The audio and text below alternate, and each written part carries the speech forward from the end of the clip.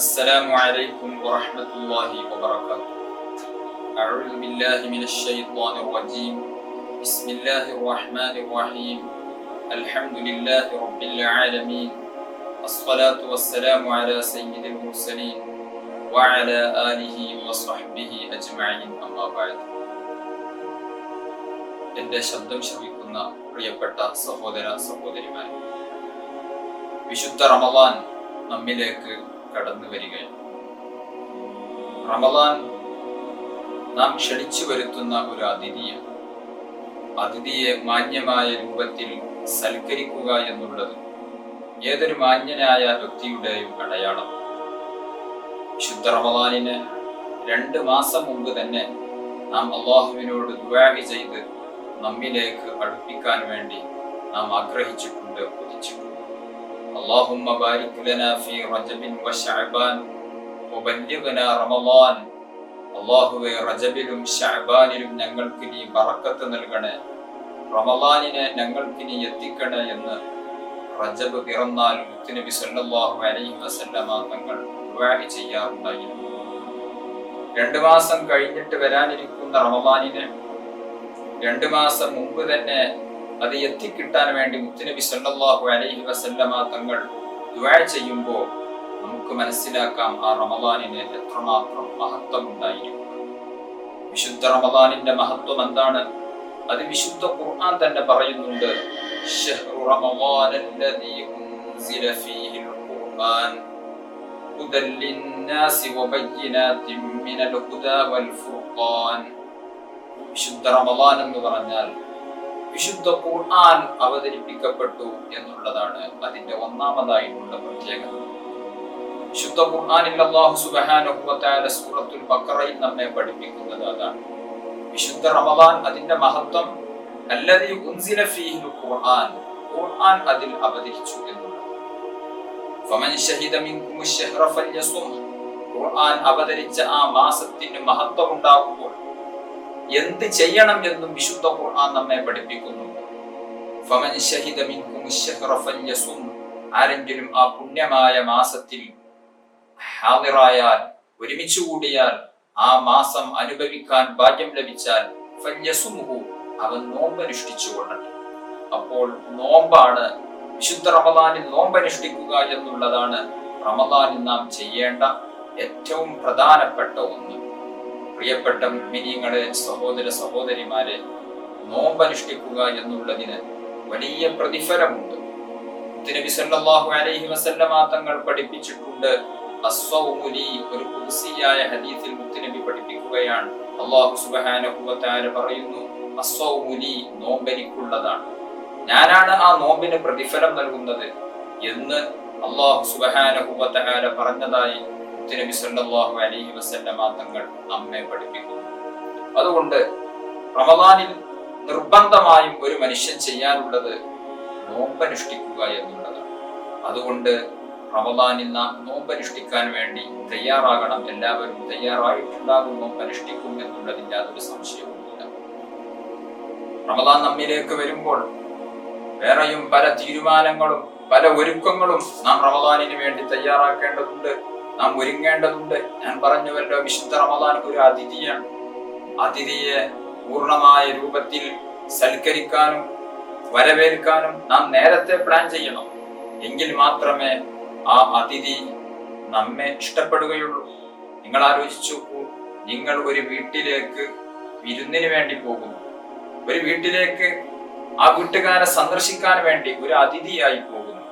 അതേസമയം നാം അങ്ങോട്ട് വരുന്നതിന് മുമ്പ് ആ വീട്ടിലെ ചില ആളുകൾ സംസാരിക്കുകയാണ്, ഓ, ആ അതിഥിക്ക് ഇപ്പോഴാണോ വരാൻ കണ്ട സമയം, അല്ലെങ്കിൽ കുറച്ച് കഴിഞ്ഞിട്ട് വന്നാൽ പോരെ എന്ന് തുടങ്ങി ആ വീട്ടുകാർ നാം വരുന്നതിൽ ഒരു വിഷമം അനുഭവിക്കുന്നത് നമുക്കറിയാൻ സാധിക്കുകയാണ് എങ്കിൽ നമുക്കൊരിക്കലും തന്നെ ആ വീട്ടിലേക്ക് ഒരു നല്ല മനസ്സോടുകൂടെ കടന്നു ചെല്ലാൻ നമുക്ക് സാധിക്കുകയില്ല. കാരണം ആ വീട്ടുകാർ നമ്മെ അത്രമാത്രം ഗൗനിക്കുന്നില്ല, ആദരിക്കുന്നില്ല, ബഹുമാനിക്കുന്നില്ല, സ്നേഹിക്കുന്നില്ല എന്നുള്ളത് തന്നെയാണ്. അതുകൊണ്ട് വിശുദ്ധ റമളാൻ നമ്മിലേക്ക് കടന്നു വരുമ്പോൾ ആ റമളാൻ കടന്നു വരുന്നതിലുള്ള സന്തോഷം നമുക്കുണ്ടായിരിക്കും. ഒരിക്കലും തന്നെ റമദാനാണല്ലോ ഇനി വരുന്നത്, നോമ്പനുഷ്ഠിക്കണം, മറ്റുള്ള കാര്യങ്ങളൊക്കെ ചെയ്യണം എന്നുള്ളത് കൊണ്ട് മാനസികമായി വിഷമിക്കുന്നവരാവാൻ പാടില്ല. മുഅ്മിനായ മനുഷ്യനെ സംബന്ധിച്ചിടത്തോളം റമദാൻ വരുമ്പോൾ വലിയ സന്തോഷമാണ് അവൻ ഉണ്ടാവേണ്ടത്. സൂഫിയാക്കളായ പല പണ്ഡിതന്മാരും റമദാൻ വരുന്നതിന്റെ 6 മാസം മുമ്പ് തന്നെ റമദാൻ എത്താൻ വേണ്ടി ആഗ്രഹിക്കുകയും കൊതിക്കുകയും അതിനുവേണ്ടി പ്രാർത്ഥിക്കുകയും ചെയ്യുന്നവരായിരുന്നു. അതുകൊണ്ട് റമദാനാകുന്ന വിശിഷ്ടമായ ഒരു അതിഥി വരുമ്പോൾ മനസ്സുകൊണ്ടെങ്കിലും ആ മാസം ഒന്ന് എത്തിയിരുന്നെങ്കിൽ എന്നുള്ള ആഗ്രഹം നമുക്കുണ്ടായിരിക്കണം. ഞാൻ പറഞ്ഞു, റമദാനിൽ നാം നിർബന്ധമായും ചെയ്യേണ്ട ഒരേ ഒരു കർമ്മം അത് നോമ്പാണ്. അല്ലാഹു സുബ്ഹാനഹു വ തആല പഠിപ്പിച്ച നോമ്പ്, നിർബന്ധമാക്കിയ നോമ്പ് നാം അനുഷ്ഠിക്കേണ്ടതുണ്ട്. ആ നോമ്പനുഷ്ഠിക്കൽ ഇഷ്ടമില്ലാത്തവർ, നോമ്പനുഷ്ഠിക്കുന്നതിനെ ബുദ്ധിമുട്ടായി കണക്കാക്കുന്നവരായിരിക്കും പലരും. റമദാൻ പിന്നീട് വന്നാൽ മതി, കുറച്ചും കൂടെ അങ്ങ് ആയിക്കോട്ടെ എന്ന് വിചാരിക്കുന്നു. പ്രിയപ്പെട്ട മുഅ്മിനീങ്ങളെ, ഞാൻ പറയാം, നോമ്പ് വളരെ ലളിതമാണ്, നോമ്പിന്റെ പ്രതിഫലം വളരെ വലുതാണ്. അതുകൊണ്ട് അതിന്റെ പേരിൽ നമുക്ക് റമദാൻ പിന്നെയാകുന്നതല്ലേ നല്ലത് എന്ന് ചിന്തിക്കേണ്ടതില്ല. റമദാൻ ഇങ്ങ് വരട്ടെ. റമദാനിൽ നമുക്ക് ഒരുപാട് നേടിയെടുക്കാനുണ്ട്. 11 മാസം നാം അമലുകൾ ചെയ്താൽ ലഭിക്കാത്ത വലിയ പ്രതിഫലമാണ് റമദാനാകുന്ന ആ ഒരു മാസത്തിൽ നമുക്ക് നേടിയെടുക്കാൻ സാധിക്കുന്നു. അതുകൊണ്ട് റമദാൻ വരുമ്പോ ഒന്നാമതായി നമുക്ക് ഉണ്ടാവേണ്ടത് മാനസികമായ ഒരു സന്തോഷം. റമദാൻ വരികയാണല്ലോ എന്നുള്ള ആ ഒരു സന്തോഷവും ആവേശവും, ഈമാനികമായ ആവേശവും, അതുപോലെ തന്നെ റമദാനിൽ നാം എന്തെല്ലാം ചെയ്യണം എന്നുള്ള ഒരു പ്രതിജ്ഞയും തീരുമാനവും നല്ല ഒരു പ്ലാനിങ്ങും ഒരു മനുഷ്യനെ സംബന്ധിച്ചിടത്തോളം, ഒരു മുഅ്മിനായ വ്യക്തിയെ സംബന്ധിച്ചിടത്തോളം റമദാനിന്റെ മുമ്പേ നാം തയ്യാറാക്കേണ്ടതുണ്ട്. If you fail to plan, നിങ്ങൾ പ്ലാൻ ചെയ്യുന്നിടത്ത് പരാജയപ്പെടുകയാണ് എങ്കിൽ you are planning to fail, നിങ്ങൾ പരാജയപ്പെടാൻ വേണ്ടിയാണ് പ്ലാൻ ചെയ്യുന്നത് എന്ന് പറയപ്പെടുന്നു. അതായത് നിങ്ങൾ പ്ലാൻ ചെയ്യുന്നിടത്ത് പരാജയപ്പെടുകയാണ് എങ്കിൽ പരാജയപ്പെടാൻ വേണ്ടിയാണ് പ്ലാൻ ചെയ്യുന്നത്. അത് ഏത് കാര്യം എടുത്തു നോക്കുകയാണ് എങ്കിൽ, ബിസിനസ് ആകട്ടെ, മറ്റു കച്ചവടങ്ങളാകട്ടെ, അല്ലെങ്കിൽ ഒരു യാത്രയാകട്ടെ, നന്നായി പ്ലാൻ ചെയ്തുകൊണ്ടുള്ള പ്രവൃത്തിയാണ് എങ്കിൽ അത് വിജയിക്കും. ആ യാത്ര, ആ ബിസിനസ്, ആ കച്ചവടം അത് വളരെയധികം വിജയിക്കും. അതേസമയം ആ പ്ലാൻ ചെയ്യുന്നിടത്ത് നിങ്ങൾ പരാജയപ്പെട്ടാൽ, ആ പ്ലാൻ ചെയ്യുന്നിടത്ത് നിങ്ങൾ ഒരൽപ്പം പിറകോട്ട് പോയാൽ അത്ര തന്നെ വിജയിക്കുകയില്ല, വലിയ നഷ്ടമായിരിക്കും. അല്ലെ, ബിസിനസ് ചെയ്യുന്നിടത്ത് പലരും പ്ലാനിങ് ഇല്ലാതെ ബിസിനസ്സിലേക്ക് ഇറങ്ങും. അവസാനം വലിയ നഷ്ടത്തിലായി, വലിയ കടത്തിലായി, ടെൻഷനിലായി. യാത്ര ചെയ്യുന്നിടത്ത് പ്ലാൻ ഇല്ല എങ്കിൽ അല്ലെങ്കിൽ ഉള്ള പ്ലാനിൽ പരാജയപ്പെട്ടാൽ ഉദ്ദേശിച്ച സ്ഥലത്തൊന്നും കൃത്യമായി പോകാൻ സാധിക്കുകയില്ല. അതുകൊണ്ട് ഏത് കാര്യം ചെയ്യുകയാണ് എങ്കിലും നന്നായി പ്ലാൻ വേണം. വിശുദ്ധ റമദാനും അങ്ങനെ തന്നെയാണ്. അല്ലാഹു സുബ്ഹാനഹു വ തആല റമദാനിലെ ഓരോ സെക്കൻഡുകൾക്കും വലിയ മഹത്വവും പ്രതിഫലവും നമുക്ക് വാഗ്ദാനം ചെയ്യുമ്പോൾ അത് നേടിയെടുക്കാൻ വേണ്ടി നാം ശ്രമിക്കണം. അതിന് നല്ല പ്ലാനിങ് നമുക്ക് വേണ്ടത്.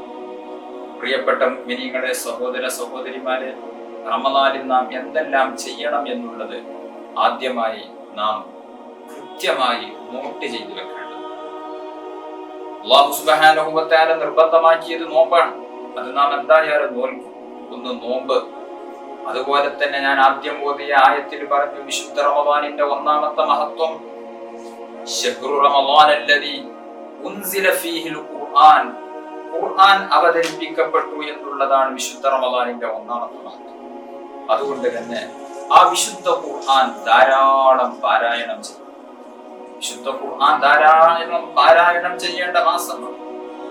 റമദാൻ അല്ലാത്ത മാസത്തിൽ തന്നെ പാരായണത്തിന് വലിയ പ്രാധാന്യവും പ്രതിഫലവുമുള്ള വിശുദ്ധ ഖുർആൻ അത് അവതരിപ്പിക്കപ്പെട്ട മാസമാകുന്ന റമദാനാകുമ്പോ അതിന്റെ പ്രതിഫലം വലുതാണ്. അതിന്റെ പുണ്യം എത്രയോ 10 മടങ്ങ് വർധനവുള്ളതാണ്. അതുകൊണ്ട് വിശുദ്ധ റമദാനിൽ രണ്ടാമതായി നമുക്ക് വിശുദ്ധ ഖുർആൻ ധാരാളം പാരായണം ചെയ്യും. അതുപോലെ തന്നെ റമദാനിൽ ഒരുപാട് സുഹൃതങ്ങൾ നാം ചെയ്തെടുക്കേണ്ടതുണ്ട്. സ്വതക്ക ചെയ്യണം, മറ്റുള്ള നിസ്കാരങ്ങൾ നിർവഹിക്കണം, അറിവുകൾ ധാരാളം സമ്പാദിക്കണം, അങ്ങനെ തുടങ്ങി പല പുണ്യകർമ്മങ്ങൾ നമുക്ക് വിശുദ്ധ റമദാനിൽ ചെയ്യാനുണ്ട്. കേവലം നോമ്പ് മാത്രമല്ല, സുന്നത്തായ പല കർമ്മങ്ങളും ധാരാളം ചെയ്ത് അല്ലാഹുവിലേക്ക് അടുക്കാനുള്ള, സ്വർഗം നേടിയെടുക്കാനുള്ള, നരകത്തിൽ നിന്ന് രക്ഷപ്പെടാനുള്ള ഒരു മാസമാണ് വിശുദ്ധ റമദാൻ. അതുകൊണ്ട് കൃത്യമായ പ്ലാനിങ്ങുകൾ നമുക്ക് വേണം. ഞാൻ പറഞ്ഞു, ഒന്നാമതായി നമുക്ക് റമദാനിൽ ചെയ്യാനുള്ളത് നോമ്പാണല്ലോ. നോമ്പ് വളരെ ലളിതമാണ്. ഇന്ന് ആധുനിക വൈദ്യശാസ്ത്രം പോലും പറയുന്നത്, മുസ്ലിമീങ്ങൾ അനുഷ്ഠിക്കുന്ന നോമ്പ് ഒരാൾ പകർത്തുകയാണ് എങ്കിൽ, ചെയ്യുകയാണ് എങ്കിൽ ആരോഗ്യപരമായി ധാരാളം ഗുണങ്ങളുണ്ട്. ഷുഗറും പ്രഷറും നോർമലാകാനും, കൊളസ്ട്രോള് കുറയാനും തുടങ്ങി ശരീരത്തിലെ അനാവശ്യമായ കൊഴുപ്പുകൾ നീക്കം ചെയ്യാൻ, അങ്ങനെ തുടങ്ങി പലതിനും നോമ്പ് എന്നുള്ളത് വളരെ ഉപകാരപ്പെടുന്നുള്ള ഒരു കാര്യമാണ് എന്നുള്ളതിന് ആർക്കും സംശയമില്ല. ആധുനിക വൈദ്യശാസ്ത്രം പോലും അത് വിളിച്ചു പറയുന്നു. അതുകൊണ്ടാണല്ലോ മുസ്ലിമീങ്ങളല്ലാത്ത പലരും, പല ഹൈന്ദവ വിശ്വാസികളും, അതുപോലെ തന്നെ മറ്റു പല മതവിശ്വാസികളും, മതമില്ലാത്തവർ പോലും നമ്മൾ അനുഷ്ഠിക്കുന്നത് പോലെയുള്ള നോമ്പ് അനുഷ്ഠിക്കാറുണ്ട്. അതുകൊണ്ട് നോമ്പ് വളരെ ലളിതമാണ് എന്നതിൽ ആർക്കും സംശയമില്ല. ആരോഗ്യപരമായി വളരെയധികം നല്ല പുരോഗതി നമുക്ക് നേടിത്തരുന്ന ഒന്നാണ്. പക്ഷേ മുസ്ലിമായ ഒരു വ്യക്തിയെ സംബന്ധിച്ചിടത്തോളം കേവലം ആരോഗ്യത്തിന് വേണ്ടിയല്ല നോമ്പ് നോൽക്കുന്നത്. എന്തിനു വേണ്ടിയാ നോമ്പ് നോൽക്കുന്നത്? നോമ്പ് നോൽക്കുന്നത് അല്ലാഹു സുബ്ഹാനഹു വ തആല എന്നോട് കൽപ്പിച്ചു എന്നുള്ളത് കൊണ്ടാണ്. അല്ലാഹു സുബ്ഹാനഹു വ തആല പറഞ്ഞതല്ലേ, ഫമൻ ശഹിദ മിൻകുമുശ് ശഹ്റ ഫല്യസും. ആരെങ്കിലും വിശുദ്ധ റമദാൻ അവൻ ഹാദിറായാൽ, അവൻ ഒരുമിച്ച് കൂടിയാൽ, ആ റമദാനിൽ ഒരാൾ ആയുസ്സോടുകൂടെ ജീവിക്കുകയാണ് എങ്കിൽ, റമദാനിൽ ഒരാൾക്ക് ആയുസ്സുണ്ടാവുകയാണ് എങ്കിൽ, നോമ്പനുഷ്ഠിക്കാനുള്ള ആരോഗ്യ സ്ഥിതിയും ഉണ്ട് എങ്കിൽ അവൻ ഫല്യസുംഹു, നോമ്പനുഷ്ഠിച്ചുകൊള്ളണം. അല്ലാഹുവിന്റെ കൽപ്പനയാണ്. അതുകൊണ്ട് അത് നിർബന്ധമായിട്ട് നാം ചെയ്യേണ്ടത്. പക്ഷെ നോമ്പനുഷ്ഠിക്കുന്നിടത്ത് പലർക്കും പരാജയം സംഭവിച്ചു പോകുന്നു. അതിലൊന്ന് ഞാൻ ഈ പറഞ്ഞതുപോലെ ലക്ഷ്യം മറ്റു ചിലതാകും. അതാവാൻ പാടില്ല. നമ്മുടെ നോമ്പിന് നിയ്യത്ത് വെക്കാറുണ്ട്, നിസ്കാരത്തിന് നിയ്യത്ത് വെക്കാറുണ്ട്. എന്താണ്? നബൈതു സൗമ വദിൻ അൻ അദാഇ ഫർദി റമദാനി ഹാദിഹി സനതി ലില്ലാഹി തആല. ലില്ലാഹി തആല എന്നുള്ള ഒരു വാക്ക് നോമ്പിനും അതുപോലെ തന്നെ നിസ്കാരത്തിന്റെയും ഒക്കെ നിയ്യത്തുകളിൽ നാം പറയാറുണ്ട്, മനസ്സിൽ കരുതാറുണ്ട്. അതായത് അല്ലാഹുവിന് വേണ്ടി. ഒരു മുസ്ലിമായ മനുഷ്യൻ പുണ്യകർമ്മങ്ങൾ ചെയ്യുമ്പോൾ, ആരാധനാ കർമ്മങ്ങൾ ചെയ്യുമ്പോൾ, അതെന്റെ റബ്ബിന്റെ പൊരുത്തം ലഭിക്കാൻ വേണ്ടി എന്നുള്ള ഒരു മനസ്സിലുള്ള ഒരു കരുത്ത്, ഒരു നിയ്യത്ത് ഉണ്ടായിരിക്കും. എന്നാലാണ് അല്ലാഹു സുബ്ഹാനഹു വ തആല പറഞ്ഞ ആ വലിയ പ്രതിഫലം നമുക്ക് ലഭിക്കും. അതേസമയം ആ ഒരു നിയ്യത്തില്ലാതെ മറ്റു ലക്ഷ്യങ്ങൾക്കായാൽ, അതുകൊണ്ട് അള്ളാഹുവിന്റെ അരികിലുള്ള പ്രതിഫലം ലഭിക്കുമോ എന്നറിയില്ല. മറ്റു ലക്ഷ്യങ്ങൾ ഉണ്ടായിക്കോട്ടെ, പക്ഷേ ഒന്നാമതായിട്ടുള്ള ലക്ഷ്യം അല്ലാഹു സുബ്ഹാനഹു വ തആല അവനോട് കൽപ്പിച്ചതാണല്ലോ. ആ കൽപ്പന ഞാൻ നിറവേറ്റും. അതിന് ശാരീരികമായ ആരോഗ്യ ഗുണങ്ങൾ ഉണ്ടാവട്ടെ ഉണ്ടാവാതിരിക്കട്ടെ, അല്ലാഹു സുബ്ഹാനഹു വ തആല പറഞ്ഞതാണല്ലോ. അതുകൊണ്ട് ഞാൻ നോക്കുന്നു. ആ ഒരു നിയ്യത്താണ് നമുക്ക് ഒന്നാമതായി ഉണ്ടാകേണ്ടത്. അത് നോമ്പിൽ മാത്രമല്ല, ഞാൻ പറഞ്ഞു, നിസ്കാരത്തിന് വേണം, ദാനധർമ്മങ്ങൾ ചെയ്യുന്നതിന് വേണം, ജനങ്ങൾക്കിടയിൽ പേരും പ്രശസ്തിയും ലഭിക്കാൻ, അല്ലെങ്കിൽ മറ്റു പല ലക്ഷ്യത്തിനു വേണ്ടിയും പുണ്യകർമ്മങ്ങൾ ചെയ്യുന്നവരുണ്ട്. അങ്ങനെയാവരുത്. ഒന്നാമതായി അല്ലാഹുവിന് വേണ്ടി എന്നുള്ള ആ ഒരു നിയ്യത്ത് നമ്മുടെ മനസ്സിൽ ഉണ്ടായിരിക്കും. ഇതാണ് നോമ്പെടുക്കുമ്പോൾ നാം ശ്രദ്ധിക്കേണ്ട പ്രധാനപ്പെട്ട ഒരു കാര്യം. അതുകൊണ്ട് റമദാനിൽ നമുക്ക് ചെയ്യാനുള്ള പ്രധാനപ്പെട്ട ഒന്ന് നോമ്പാണ്. നോമ്പിനെ സംബന്ധിച്ചിടത്തോളം നാം കർമ്മശാസ്ത്രപരമായി പറയുകയാണ് എങ്കിൽ നോമ്പിന് 2 ഫർളുകളാണ്. നമുക്കറിയാം, നിസ്കാരത്തിന് ഫർളുകളുണ്ട്, നിർബന്ധ ഘടകങ്ങളുണ്ട്. ആ നിർബന്ധ ഘടകങ്ങൾ ചെയ്താൽ മാത്രമാണ് യഥാർത്ഥത്തിൽ നോമ്പാവുകയുള്ളൂ. അതുപോലെ തന്നെ നിസ്കാരത്തിന്റെ നിർബന്ധ ഘടകങ്ങളാകുന്ന 14 ഫർളുകൾ ചെയ്താൽ മാത്രമാണ് നിസ്കാരമായി തീരുകയുള്ളൂ.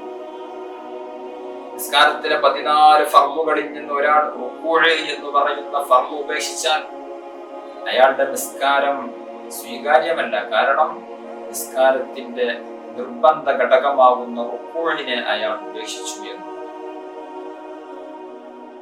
നിസ്കാരത്തിന് 14 ഫർളുകൾ ഉണ്ട് എങ്കിൽ നോമ്പിന് വെറും 2 ഫർളുകളാണ് ഉള്ളത്. ഒന്ന് നിയ്യത്ത്, 2 നോമ്പ് മുറിയുന്ന കാര്യങ്ങളിൽ നിന്ന് വിട്ടുനിൽക്കുക എന്നുള്ളത്. ഇതാണ് രണ്ടാമത്തെ ഫർള്. നിയ്യത്ത് വളരെ ലളിതമാണ്. നിയ്യത്ത് എന്ന് പറഞ്ഞാൽ മനസ്സിലുള്ള കരുത്താണ്, മനസ്സിൽ കരുതലാണ്, ഒരു തീരുമാനമെടുക്കലാണ് നിയ്യത്ത് എന്ന് പറഞ്ഞാൽ. നാവ് കൊണ്ട് അത് പ്രത്യേകം ഉച്ചരിക്കുക എന്നുള്ളത് നിർബന്ധമായ കാര്യമാണ്.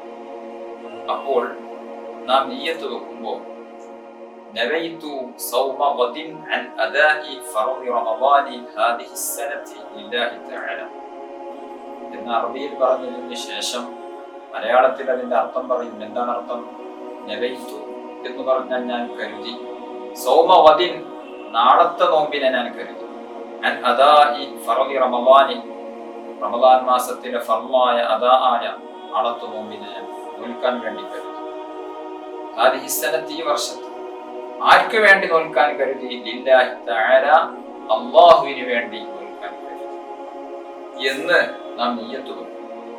അറബിയിൽ തന്നെ പറയണമെന്നില്ല, മലയാളത്തിൽ പറഞ്ഞാൽ മതി. സാധാരണഗതിയിൽ നമ്മുടെ പള്ളികളിലൊക്കെ തറാവീഹിന് ശേഷം ഈ ഒരു നിയ്യത്ത് ഇമാമ് പറഞ്ഞു കൊടുക്കാറുണ്ട്. അറബിയിലും പറയും, മലയാളത്തിലും പറയും. ഇങ്ങനെ പറയൽ സുന്നത്തേ ഉള്ളൂ, നിർബന്ധമുള്ള കാര്യമൊന്നുമല്ല. അതേസമയം ഇത് മനസ്സിൽ കരുതുക എന്നുള്ളത് മനസ്സിൽ കരുതണം. കേവലം നാക്കുകൊണ്ട് പറഞ്ഞാൽ മാത്രമായില്ല. അത് ഏത് നിയ്യത്തും, നിസ്കാരത്തിന്റെ നിയ്യത്താണെങ്കിലും നോമ്പിന്റെ നിയ്യത്താണെങ്കിലും നിയ്യത്ത് വേണ്ടത് ഖൽബിലാണ്, മനസ്സിലാണ്. അതുകൊണ്ട് നോമ്പിന് നിയ്യത്ത് വെക്കുമ്പോൾ, പ്രത്യേകിച്ച് തറാവീഹിൽ പങ്കെടുത്ത് പള്ളിയിൽ നിസ്കരിക്കുന്ന ആളുകളൊക്കെ പലപ്പോഴും നോമ്പിന്റെ നിയ്യത്ത് അശ്രദ്ധമായി നാവ് കൊണ്ട് ഇങ്ങനെ പറയുന്നവരുണ്ട്. അശ്രദ്ധമായി നാവ് കൊണ്ട് പറഞ്ഞതുകൊണ്ട് നിയ്യത്താവുകയില്ല. മനസ്സിൽ കരുതണം. നാവ് കൊണ്ട് പറഞ്ഞാലും ഇല്ലെങ്കിലും മനസ്സിൽ കരുതലാണ്. ഇതാണ് നിയ്യത്തിൽ നാം ശ്രദ്ധിക്കേണ്ട ഒരു കാര്യം. മറ്റൊരു കാര്യം, നിയ്യത്തിൽ ശ്രദ്ധിക്കേണ്ട മറ്റൊരു കാര്യം, നിയ്യത്തിന്റെ ഒരു പ്രധാനപ്പെട്ട ശർത്താണ് അത്തബീത്. അതായത് രാത്രിയിലായിരിക്കണം നിയ്യത്ത് വെക്കേണ്ടത്. ശാഫിഈ മദ്ഹബിനെ സംബന്ധിച്ചിടത്തോളം പറയുകയാണ് എങ്കിൽ നിയ്യത്ത് രാത്രിയിൽ വെക്കണം. അതായത് മഗ്രിബ് ബാങ്ക് കൊടുക്കുന്നതിന്റെയും സുബ്ഹ് ബാങ്കിന്റെയും ഇടയിലുള്ള ആ ഒരു സമയത്തായിരിക്കണം നിയ്യത്ത് വെക്കേണ്ടത്. എല്ലാ രാത്രിയിലും നിയ്യത്ത് വെക്കണം. ഒരു രാത്രിയിൽ നിയ്യത്ത് വെച്ചാൽ പോരാ, എല്ലാ രാത്രിയിലും നിയ്യത്ത് വെക്കണം. അതുകൊണ്ട് എല്ലാ രാത്രിയിലും നിയ്യത്ത് വെക്കാൻ വേണ്ടി നാം പ്രത്യേകം ശ്രദ്ധിക്കണം. നിയ്യത്ത് വിട്ടുപോയാൽ നമ്മുടെ നോമ്പ് നഷ്ടപ്പെടും. ഒരാൾ ഒരു രാത്രിയിൽ നിയ്യത്ത് വെക്കാൻ മറന്നുപോയാലോ, നിയ്യത്ത് വെക്കാൻ മറന്നുപോയാൽ അദ്ദേഹത്തിന് പിറ്റേ ദിവസം നോമ്പില്ല. കാരണം നോമ്പിന്റെ പ്രധാനപ്പെട്ട ഒരു ഫർള് നിയ്യത്താണ്. ആ നിയ്യത്ത് അയാൾ മറന്നുപോയി. എന്നാൽ നിയ്യത്ത് മറന്നുപോയതിന്റെ പേരിൽ നോമ്പില്ല എന്ന് കരുതി അയാൾക്ക് ഭക്ഷണം കഴിക്കാൻ പറ്റുമോ? അതും പറ്റില്ല.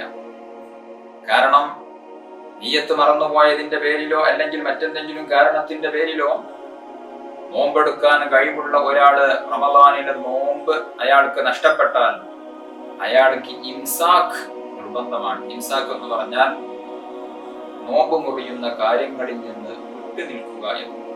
അത് നിർബന്ധമാണ്. അതയാൾ ചെയ്തിരിക്കണം. അയാൾ നോമ്പുകാരനെ പോലെ നിൽക്കണം. ഇതിനാണ് ഇംസാഖ് എന്ന് പറയുന്നത്. അയാൾക്ക് വെള്ളം കുടിക്കാൻ പറ്റില്ല, ഭക്ഷണം കഴിക്കാൻ പറ്റില്ല. അതെന്ത്? നോമ്പേതായാലും ഇല്ലല്ലോ. എന്നാൽ പിന്നെ ഭക്ഷണം കഴിച്ചുകൂടെ, വെള്ളം കുടിച്ചുകൂടെ പറ്റില്ല. കാരണം വിശുദ്ധ റമളാൻ നാം ഓരോരുത്തരും ആദരിക്കേണ്ട, ബഹുമാനിക്കേണ്ട, നോമ്പെടുക്കേണ്ടതായ ഒരു മാസം. ആ ഒരു ദിവസത്തിൽ, ആ ഒരു മാസത്തിൽ വല്ല വിധേനയും നിയ്യത്ത് നഷ്ടപ്പെടുകയോ അല്ലെങ്കിൽ മറ്റേതെങ്കിലും കാരണങ്ങളെ കൊണ്ടോ നോമ്പ് ഇല്ലാതെയായി പോയാലും അതുകൊണ്ട് ഈ വിഷയം നാം ശ്രദ്ധിക്കേണ്ടത്. നോമ്പ് നഷ്ടപ്പെട്ടാൽ പിന്നെ എന്ത് ചെയ്യും? നോമ്പ് മറ്റൊരു മാസത്തിൽ റമദാൻ കഴിഞ്ഞിട്ട് ഏതെങ്കിലും ഒരു ദിവസം ഖളാ വീട്ടണം. റമദാൻ നോമ്പ് മറ്റൊരു മാസത്തിലോ മറ്റൊരു മാസത്തിൽപ്പെട്ട ഏതെങ്കിലും ഒരു ദിവസം ഖളാ വീട്ടുകയാണ് എങ്കിൽ അയാൾക്ക് ഫർദ് നോമ്പ് അനുഷ്ഠിച്ച പ്രതിഫലം ലഭിക്കും. റമദാനിൽ നോമ്പ് അനുഷ്ഠിക്കുന്നതിന് വലിയ പ്രതിഫലമുണ്ട്. നോമ്പിന് 70,000 ഒക്കെ നോമ്പിന്റെ പ്രതിഫലം ലഭിക്കുന്ന മാസമാണ് വിശുദ്ധ റമദാൻ. അതുകൊണ്ട് തന്നെ റമദാനിൽ നോമ്പ് അനുഷ്ഠിക്കുന്ന പ്രതിഫലം, റമദാൻ നോമ്പാണ് അയാൾ പിന്നീട് ഖളാ വീട്ടുന്നത് എങ്കിൽ പോലും പിന്നീട് അത് ഖളാ വീട്ടുമ്പോൾ ആ ഒരു പ്രതിഫലം നമുക്ക് ലഭിക്കും. അതേസമയം നമുക്ക് നോമ്പ് നോൽക്കേണ്ട ബാധ്യത നിറവേറി. നാളെ പരലോകത്ത് പോയാൽ നീ എന്താ റമദാനിൽ നോമ്പ് അനുഷ്ഠിക്കാതിരുന്നത് എന്ന് ചോദിക്കുകയില്ല. കാരണം ആ നോമ്പ് അയാൾ ഖളാ വീട്ടിയിട്ടുണ്ട്. നോമ്പ് നോൽക്കാത്തതിന്റെ പേരിൽ കുറ്റക്കാരനാവുകയില്ല. കാരണം അയാൾ ആ നോമ്പ് ഖളാ വീട്ടിയിട്ടുണ്ട്. അതേസമയം റമദാൻ മാസത്തിൽ നോമ്പ് നോൽക്കുന്നവർക്ക് കൊടുക്കുന്ന പ്രതിഫലം അത്ര തന്നെ പ്രതിഫലം റമദാൻ അല്ലാത്ത മാസത്തിൽ റമദാൻ മാസം ഖളാ വീട്ടിയ നോമ്പ് കൊണ്ട് ലഭിക്കുകയും. അപ്പോൾ ആ ഒരു പ്രതിഫലം നമുക്ക് ലഭിക്കാൻ മറ്റൊരു മാർഗം ഫത്ഹുൽ മുഈൻ അടക്കമുള്ള ഗ്രന്ഥങ്ങളിൽ കാണാം. വിശുദ്ധ റമദാനിന്റെ ഒന്നാമത്തെ രാത്രിയിൽ തന്നെ റമദാനിലെ എല്ലാ ദിവസവും ഞാൻ നോമ്പനുഷ്ഠിക്കാൻ കരുതി എന്ന് നിയ്യത്ത് വെക്കും. അത് ശാഫി മദ്ഹബ് അല്ല. ശാഫി മദ്ഹബ് പ്രകാരം റമദാനിലെ ഓരോ രാത്രിയിലെയും നിയ്യത്ത് നിർബന്ധമാണ്. ഓരോ രാത്രിയിലും നാളെ ഞാൻ നോമ്പനുഷ്ഠിക്കാൻ കരുതി എന്നുള്ള നിയ്യത്ത് നിർബന്ധമാണ്. അതേസമയം മാലിക്കി മദ്ഹബിൽ ഒരു അഭിപ്രായമുണ്ട്. മാലിക്കി മദ്ഹബ് പ്രകാരം റമദാനിലെ ഒന്നാമത്തെ രാത്രി തന്നെ ഞാൻ എല്ലാ ദിവസവും നോമ്പനുഷ്ഠിക്കാൻ കരുതി എന്ന് നിയ്യത്ത് വെക്കുകയാണ് എങ്കിൽ അഥവാ വല്ല വിധേനയും ഏതെങ്കിലും ഒരു ദിവസം നിയ്യത്ത് വെക്കാൻ മറന്നുപോയാൽ അവിടെ ഏതായാലും നോമ്പില്ലല്ലോ, നിയ്യത്ത് പോയല്ലോ എന്ന് കരുതി ഭക്ഷണം കഴിക്കില്ല, വെള്ളം കുടിക്കില്ല. അങ്ങനെ ഭക്ഷണം കഴിക്കാനോ വെള്ളം കുടിക്കാനോ പറ്റില്ല. അതുകൊണ്ട് നോമ്പുകാരനെ പോലെ നിൽക്കുമ്പോൾ ഈ ഒരു നിയ്യത്ത് മാലിക്കി മദ്ഹബ് പ്രകാരമുള്ള ആ ഒരു നിയ്യത്ത് നാം വെച്ചിട്ടുണ്ടെങ്കിൽ മാലിക്കി മദ്ഹബിന്റെ വീക്ഷണപ്രകാരം നമുക്ക് നോമ്പുണ്ട്, നോമ്പിന്റെ പ്രതിഫലം ലഭിക്കും. അതേസമയം ശാഫി മദ്ഹബ് പ്രകാരം നമുക്ക് നോമ്പ് ലഭിക്കണമെങ്കിൽ നാം പിന്നീട് ഒരു ദിവസം ഖളാ വീട്ടിയാൽ മതി. എന്നിരുന്നാലും റമദാനിൽ നോൽക്കുന്ന ആ ഒരു പ്രതിഫലം നമുക്ക് ലഭിക്കുമല്ലോ. മാലിക്കി മദ്ഹബ് പ്രകാരമാണെങ്കിലും റമദാനിൽ നോമ്പ് അനുഷ്ഠിക്കുന്ന ഒരു പ്രതിഫലം നമുക്ക് ലഭിക്കുമല്ലോ. ഭക്ഷണം കഴിക്കുക, വെള്ളം കുടിക്കുക, തടിയുള്ള വല്ല വസ്തുവും അത് ചെറുതാകട്ടെ വലുതാകട്ടെ നമ്മുടെ ശരീരത്തിന്റെ ഉള്ളിലേക്ക് പ്രവേശിക്കുക, നോമ്പ് നോറ്റുകൊണ്ട് ഭാര്യ ഭർത്താക്കന്മാർ ശാരീരിക ബന്ധത്തിൽ ഏർപ്പെടുക തുടങ്ങിയ കാര്യങ്ങളെ കൊണ്ടൊക്കെ നോമ്പ് മുറിയും. ഈ നോമ്പ് മുറിയുന്ന കാര്യങ്ങളൊന്നും വിശുദ്ധ റമദാനിൽ നോമ്പനുഷ്ഠിച്ചുകൊണ്ട് പകല് ചെയ്യാൻ പാടില്ല. നോമ്പ് മുറിയുന്നത് അപ്പോ ഒന്ന് നിയ്യത്ത്, രണ്ടാമത്തത് നോമ്പ് മുറിയുന്ന കാര്യങ്ങളിൽ നിന്ന് വിട്ടുനിൽക്കുക എന്നുള്ളതാണ് നോമ്പിന്റെ രണ്ടാമത്തെ ഫർള്. നോമ്പിന്റെ 2 ഫർള്. ഈ 2 ഫർളുകളും പാലിച്ചുകൊണ്ട് നോമ്പ് നോറ്റാൽ തന്നെ അൽഹംദുലില്ലാഹ് നോമ്പ് അല്ലാഹു സുബ്ഹാനഹു വ തആല സ്വീകരിക്കും. അല്ലാഹു തആല നമ്മുടെയൊക്കെ നോമ്പ് സ്വീകരിക്കുമാറാവട്ടെ. അതേസമയം നോമ്പിനൊരു നിയ്യത്ത് മാത്രമാണോ ഉള്ളത്? അല്ല, നോമ്പിന് ഒരു റമദാനിൽ ഒരു നോമ്പ് എന്നുള്ളത് മാത്രമാണോ ഉള്ളത്? അല്ല. ഞാൻ പറഞ്ഞു, റമദാൻ വിശുദ്ധ ഖുർആൻ അവതരിപ്പിക്കപ്പെട്ട മാസമാണ്. വിശുദ്ധ ഖുർആൻ ധാരാളം പാരായണം ചെയ്യേണ്ടതുണ്ട്. റമദാനിന്റെ ഒന്നാമത്തെ 10 ദിവസങ്ങൾക്ക്, രണ്ടാമത്തെ 10 ദിവസങ്ങൾക്ക്, മൂന്നാമത്തെ 10 ദിവസങ്ങൾക്കൊക്കെ പ്രത്യേകം മഹത്വങ്ങളുണ്ട്. അതിനൊക്കെ ധാരാളം പ്രതിഫലം അല്ലാഹു സുബ്ഹാനഹു വ തആല പലതിന്റെ പേരിലും നമുക്ക് തരുന്നുണ്ട്. അതൊക്കെ സ്വായത്തമാക്കാൻ വേണ്ടി നാം ശ്രമിക്കണം. അതുപോലെ തന്നെ മറ്റു ദിക്റുകൾ, സ്വലാത്തുകൾ, ആരാധനാ കർമ്മങ്ങൾ, അങ്ങനെ പലതും നോമ്പിന് വേണ്ടി നാം പ്രത്യേകം ശ്രദ്ധിക്കേണ്ടതുണ്ട്. പ്രത്യേകം അതെല്ലാം കൃത്യമായ പ്ലാനിങ്ങോടുകൂടെ നാം നേരത്തെ പ്ലാൻ ചെയ്ത് പൂർത്തിയാക്കേണ്ടതുണ്ട്. അതുകൊണ്ട് റമദാനിൽ നാം ഒന്നാമത് ചെയ്യേണ്ടത് നോമ്പനുഷ്ഠിക്കുക എന്നുള്ളതാണ്. പിന്നീട് നാം ചെയ്യേണ്ടത് വിശുദ്ധ ഖുർആൻ പാരായണം. അങ്ങനെ പല കാര്യങ്ങളുമുണ്ട്. ആ കാര്യങ്ങളെല്ലാം നാം ഒരു കൃത്യമായി ഒരു പ്ലാൻ ചെയ്തുകൊണ്ട് റമദാനിന്റെ മുമ്പ് തന്നെ നാം ഒരുങ്ങുകയാണ് എങ്കിൽ ഇൻഷാ അല്ലാഹ് നമുക്ക് ഈ റമദാൻ എന്തുകൊണ്ടും അള്ളാഹുവിന്റെ പൊരുത്തം നേടിയെടുക്കാൻ പറ്റുന്ന, സ്വർഗം കരസ്ഥമാക്കാൻ പറ്റുന്ന, നരകത്തിൽ നിന്ന് രക്ഷപ്പെടാൻ പറ്റുന്ന ഒരു റമദാനാക്കി നമുക്ക് മാറ്റിയെടുക്കാം. ഇൻഷാ അല്ലാഹ് എന്തെല്ലാം പ്ലാനിങ്ങുകൾ നമുക്ക് ഈ റമദാനിന്റെ മുന്നേ അല്ലെങ്കിൽ റമദാനിന് വേണ്ടി നാം തയ്യാറാക്കേണ്ടതുണ്ട് എന്ന് ഇൻഷാ അല്ലാഹ് അടുത്ത ക്ലാസ്സിൽ നമുക്ക് സൂചിപ്പിക്കാം. അല്ലാഹു സുബ്ഹാനഹു വ തആല നമ്മൾ പറഞ്ഞതും കേട്ടതും ഒരു സ്വാലിഹായ അമലായി നമ്മിൽ നിന്ന് കബൂൽ ചെയ്യുമാറാവട്ടെ. അർഹമുർ റഹീമീനായ രാജസയ്യിദായ അല്ലാഹ്, ഞങ്ങളുടെ കൂട്ടത്തിൽ ഒരുപാട് രോഗികളുണ്ട്, പ്രയാസങ്ങൾ അനുഭവിക്കുന്നവരുണ്ട്. എല്ലാവർക്കും നീ ശിഫാ നൽകണം റഹ്മാനെ. ഞങ്ങൾ ജീവിതത്തിൽ വന്നുപോയ സർവ്വ പാപങ്ങളും നീ പൊറുക്കണം റഹ്മാനെ. വിശുദ്ധ റമദാൻ നല്ല രൂപത്തിൽ സ്വീകരിക്കാനും റമദാനിന് വേണ്ട രൂപത്തിൽ ആരാധനാകർമ്മങ്ങൾ ചെയ്ത് നിന്റെ പൊരുത്തം നേടിയെടുക്കാനും ഞങ്ങൾക്ക് നീ തൗഫീഖ് നൽകണം റഹ്മാനെ. ഞങ്ങളുടെ കൂട്ടത്തിൽ കടങ്ങളെ കൊണ്ട് വിഷമിക്കുന്നവരുണ്ട്, നീ കടങ്ങൾ കൂട്ടിത്തരണം റഹ്മാനെ. മറ്റുള്ള പല പ്രയാസങ്ങളും ഉള്ളവരുണ്ട്, എല്ലാവർക്കും നീ സലാമത്ത് നൽകണം റഹ്മാനെ. വിവാഹപ്രായമെത്തി നിൽക്കുന്നവരുണ്ട്, അനുയോജ്യരായ ഇണകളെ നൽകണം റഹ്മാനെ. വീടില്ലാതെ കഷ്ടപ്പെടുന്നവരുണ്ട്, യോജിച്ച വീട് നീ എളുപ്പമാക്കി തരണം റഹ്മാനെ. കച്ചവടങ്ങളിലും ബിസിനസ്സുകളിലും മറ്റു ജീവിതോപാധി മാർഗങ്ങളിലും എല്ലാം നീ വലിയ ബറക്കത്തും പുരോഗതിയും നൽകണം റഹ്മാനെ. എല്ലാത്തിനും ഉപരി ആഖിബത്ത് നന്നായി കലിമത്തുൽ തൗഹീദ് ഉച്ചരിച്ച് യഥാർത്ഥ മുഅ്മിനായി പൽവിലങ്ങി വിളങ്ങി മരിക്കാൻ നീ തൗഫീഖ് നൽകണം റഹ്മാനെ. നാളെ സ്വർഗീയ ലോകത്ത് ഞങ്ങളെ എല്ലാവരെയും നീ ഒരുമിച്ച് കൂട്ടി അനുഗ്രഹിക്കണം റഹ്മാനെ. ആമീൻ ബിറഹ്മതിക യാ അർഹമർ റഹീമീൻ. ദുആ വസിയത്തോടെ അസ്സലാമു അലൈക്കും വറഹ്മത്തുള്ളാഹി വബറകാതുഹു.